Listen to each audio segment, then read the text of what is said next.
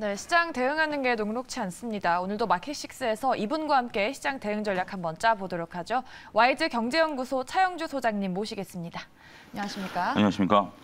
네, 정말 어제 시장을 준비하면서 이렇게 좀 많이 흘러내릴까 싶을 정도로 국내 증시가 많이 빠졌습니다. 아무래도 뉴욕 증시가 반등했기 때문이 아닐까 싶은데 어떻게 글쎄요, 대응하셨어요? 지금 이제 뉴욕 증시보다 급한 건 국내 증시. 일단 뉴욕 증시 마감부터 보게 된다라면 네. 파월 의장의 어제 이제 발언이 있었죠.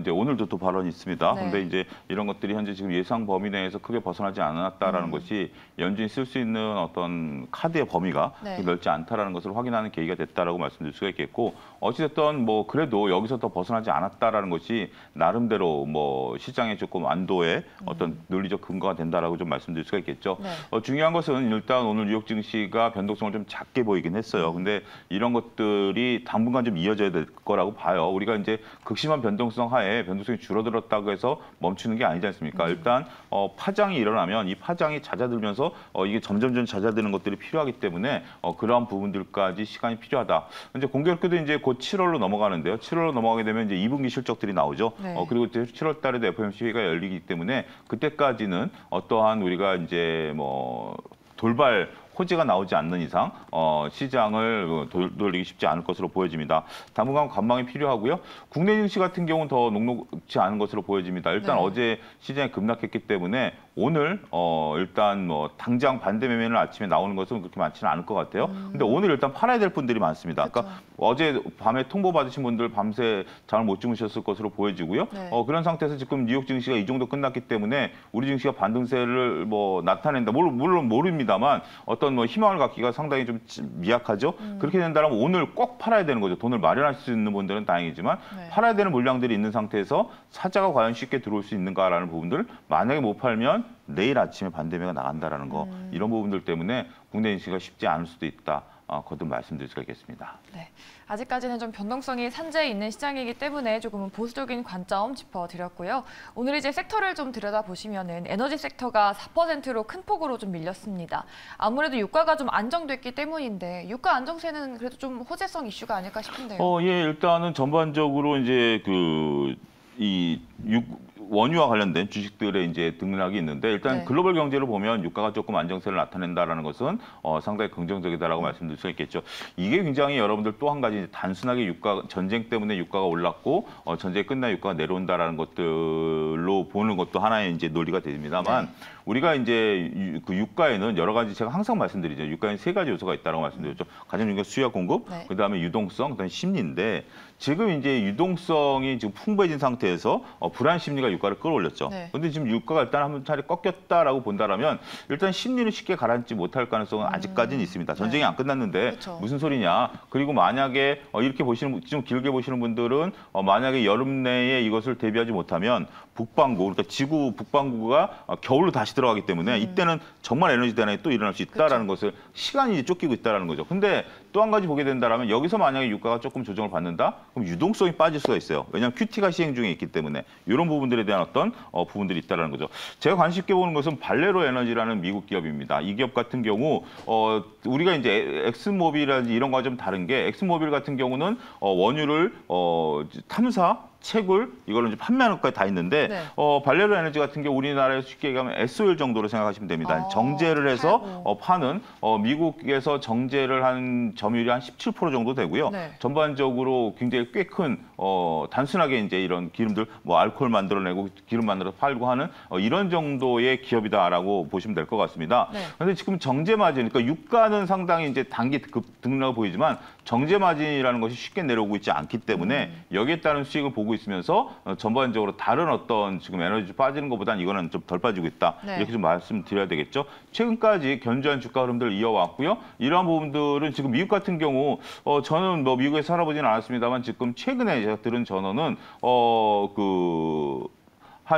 갤런당 한 2달러 정도 느는 게 지금 뭐 6달러까지 올라갔다고 그러더라고요. 그러니까 네. 지금 우리가 한 1,500원, 1,700원대 넣었던 게 2,100원대인데 2달러가 지금 6달러면 3배가 오른 거잖아요. 그러네요. 체감으로 느끼기에는. 물론 이게 절대치로 보면 그 높냐 낮냐를 떠나서 체감으로는 3배이기 때문에 네. 이건 어마어마한 거죠. 그럴 정도로 지금 현재 정제 마진에 대한 얘기들이 좀 나오고 있다라는 점도 우리가 한번 좀 살펴봐야 되지 않을까 말씀드릴 수가 있겠습니다. 네, 알겠습니다. 정제 마진 수혜 기업으로 좀 꼽을 수 있는 발레로 에너지 짚어주셨고요. 최근에 국내 증시에서도 이 정유주들의 변동성이 정말 컸습니다. 정유들이 컸었는데 제가 오늘은 SK 이노베이션을 좀 말씀드리도록 하겠습니다. 네. SK 이노베이션을 뭐 배터리 회사로 봐야 되느냐, 정유회사로 봐야 되느냐, 정유회사로 봐야 네. 되느냐, 뭐 여러 가지 논쟁이 있습니다만 최근에 또 논쟁이 된 게 SK 이노베이션의 어떤 그 정유학 부분의 이익 개선 네. 이런 부분들이 상당히 이것 때문에 뭐 외국인들이 산다 뭐 이런 얘기들이 좀 있으면서 관심을 받기 시작했죠.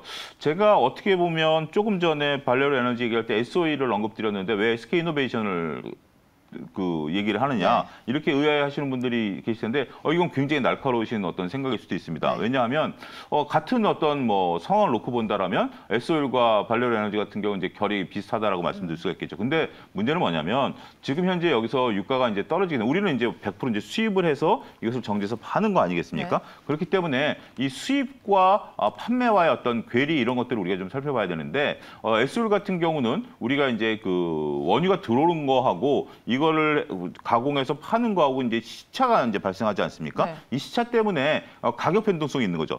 지금 유가가 계속 오를 때는 상대적으로 계속 싼 기름들이 들어오면서 판매 가격이 높죠. 그럼 마진이 큰 거죠. 근데 만약 유가가 꺾어지게 된다면 계속해서 비싼 원유가 들어왔던 것들이 싸게 팔리는 거죠. 이게 재고 자산에 대한 부분들인데 네. 재고 자산 평가가 SO일 같은 경우는 선입선출법입니다. 먼저 들어온 걸 먼저 쓰기 때문에 유가 상승기에는 이익을 보지만 유가 하락기에는 오히려 손해를 보는 거죠. 근데 SK 이노베이션 같은 경우는 평균법을 씁니다. 네. 그렇기 때문에 올라갈 때 그렇게 이익이 드라마틱하게 안 늘어나더라도 떨어질 때 상대적으로 좀 덜 떨어진다는 거죠. 물론 이게 재고와 회계상의 어떤 문제이긴 합니다만 이런 부분들 때문에 나름대로 지금 현재 외국인들이 SOE를 거론 안 하고 SK 이노베이션을 거론한 이유 중에 하나가 아니겠는가 이렇게 좀 말씀드릴 수가 있겠고요. 네. 일단 이것 때문에 수익률을 방어할 수 있다라는 점에 있어서 SK 이노베이션 물론 지금 이것은 여러분들 잘 아시겠습니다. 단기적으로 지금 어떤 종목도 추천할 수 없는 상황이기 때문에 하지만 이러한 메커니즘으로 움직인다라는 것도 차제에 여러분들이 알아두시는 것도 유가 변동기에 그러면 정유주들 내가 어떻게 관심을 가져야 되느냐라고 했을 때 어떤 포인트로 봐야 되는지에 대한 부분도 여러분들이 알아두시는 것이 좋지 않을까 말씀드릴 수가 있겠습니다. 네, 이렇게 첫 번째 섹터는 정유주 섹터였습니다. 발레로 에너지와 SK 이노베이션 짚어주셨고요. 다음으로 두 번째 섹터는 암호화폐 관련주입니다. 오늘 제롬 파월 발언 나오면서 또 비트코인 시세도 2만 달러 아래로 좀 추락을 하면서 제가 지금부터 말씀드린 것은 네. 특정 종목이 아니라 상황에 대한 부분들을 좀 말씀드리도록 하겠습니다. 지금은 종목을 얘기하기 좀 어렵기 때문에 네. 지금 새로운 ETF가 하나 등장을 했어요. 그게 뭐냐면 뉴욕 증시에서는 이것에 대한 제목이 뭐냐면 네. 프로시어드 숏 비트코인 스트레지 ETF라는 겁니다. 비트코인 관련주에 투자하는 이것을 이제 건가요? 숏에다 이제 여기서 숏이라는 단어가 들어갔고 비트코인 들어갔고 ETF가 들어가기 때문에 비트코인 하방에다가 때릴 수 있는 그런 ETF입니다. 그러니까 이제 뉴욕 증시 같은 경우는 이게 네. 이제 이렇다고 해서 비트코인을 법정화폐로 인정했냐 안 했냐 이런 논쟁을 여러분들이 벌이시면 안 돼요. 뉴욕 증시는 변동성이 있고 그 변동성을 이용해서 매매가 가능하면 거기다 상품이 만들어지는 구조거든요. 네. 그렇기 때문에 새로운 상품이 만들어졌습니다. 어찌됐든 비트코인을 갖고 계신 분들 이거는 비트코인에만 해당되는 겁니다. 여기 보면 비트코인이라는 단어가 들어왔죠. 무슨 다른 암호화폐랑은 전혀 상관이 없습니다. 비트코인에 대해서 하방에 대해서 때릴 수 있는 거예요. 그러니까 이제 결국 비트코인을 갖고 있는 사람들이 증권회사 금융회 수수료 내고 네. 내가 하방에 때리겠다라는 거예요. 이런 거기 때문에 그런 상품을 만들어 달라고 해서 이제 이런 것들이 이제 승인이 난 거고요. 하락에 베팅할 수 있다라는 거죠. 하락에 베팅할 수 있다라는 것은 어떻게 보면 이제 조금 우리가 해지를 할 수 있는 이런 수단이 하나 생겼다라는 건데 변동성을 이용한 매매도 가능하죠. 일단 비트코인을 내가 갖고 있지 않다 하더라도 비트코인이 떨어질 것 같으면 지금과 같이 이제 밑으로 될 것 같으면 여기다 또 매물을 쏟아 부을 수가 있는 거죠. 이러면 또 심리적인 또 압박이 다가올 수도 있기 때문에 조금 비트코인 갖고 계신 분들 입장에서는 이게 만들어졌으니까 호재다. 글쎄요, 저는 호재보다는 악재일 가능성이 더 있습니다. 네. 왜냐하면 그런 부분들이 있기 때문에 물론 이제 이게 기초자산이 비트코인이야 되느냐는 아니고 단순히 변동성에 투자하는 거기 때문에 비트코인을 갖고 있는 거랑은 상관없는 거죠. 어찌됐든 심리적으로 밑으로 때릴 수 있다라는 상품이 있다라는 것을 보여주게 된다면 이거는 결코 조금 더 고민해봐야 되지 않을까 말씀드릴 수가 있겠습니다. 네, 프로세이즈 숏 비트코인 스트래러지, 비트코인 하락에 베팅하는 아무래도 인버스 같은 그런 그렇습니다. 종목이겠죠. 예. 네. 그리고 국내 증시 안에서도 지금 가상화폐 관련주 나름 외국인들이 좀 쓸어 담지 않았습니까?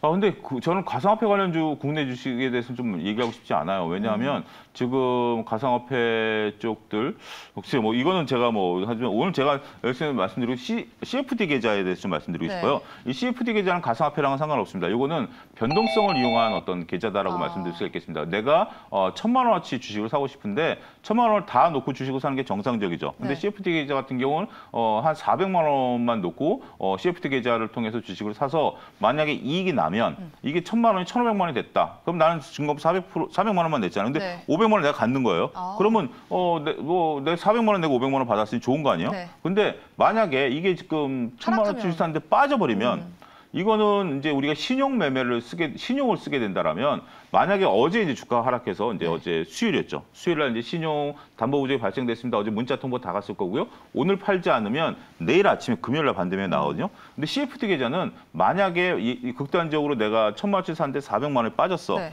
그럼 그냥 나가버립니다. 반대 매매가 아니라 그냥 바로 그냥 나가요. 바로 팔려버려요. 아. 그게 지금 우리 시장의 여러분들 변동성을 확인할 수 있는 게 네. 9시에 반대매, 그러니까 이제 신용 반대매 나가고 10시에 CFT 계좌 반대매 나가고 1시에 스탁론 나가고 뭐 이런 것들 막 쭉쭉쭉 나가는 것들 어떤 분들 이제 정리해서 얘기하시는 분들도 있는데 그런 것들 때문에 CFT 계좌가 지금은 시장에서 굉장히 아킬레스건입니다. 네. 중요한 건 뭐냐면 신용 매매 계좌는 하루라도 시간을 주거든요. 그러면 그러니까요. 이제 내가 돈을 메꾸든지 아니면 내가 팔든지 할 수 있는데 이거는 딱 걸리면 그냥 무조건 나가버립니다. 그런 위험성들이 있는 거예요. 리스크가 그러니까 레버리지라는 리스크를 여러분들이 간과한다라는 게 우리가 네. 그렇잖아요. 리스크가 많으면 주주가에 대한 수익률은 리스크 프리미엄이야라고 얘기를 하기 때문에 네. 리스크가 많을수록 프리미엄이 높은 거죠. 그래서 나는 수익이 높은 것을 살 것이야라고 생각하시는데 수익이 높은 것을 산다라는 것은 극단적으로 내가 손해를 볼 수 있다라는 건데 그건 애써 외면하죠. 네. 그냥 그래 리스크가 많은 건 알아. 근데 수익이 좋다면 난 수익이 좋은 거 살 거야라고 했는데 지금 이런 기회, 이런 때가 오면 이런 것들은 나에게 칼로 다가올 수 있다라는 것을 여러분들이 잘 아시고요. 이참에 CFT 계좌에 대한 어떤 지금 제 말을 잘 이해 못하신 분들이라면 이것이 지금 증시 하나의 악재거든요.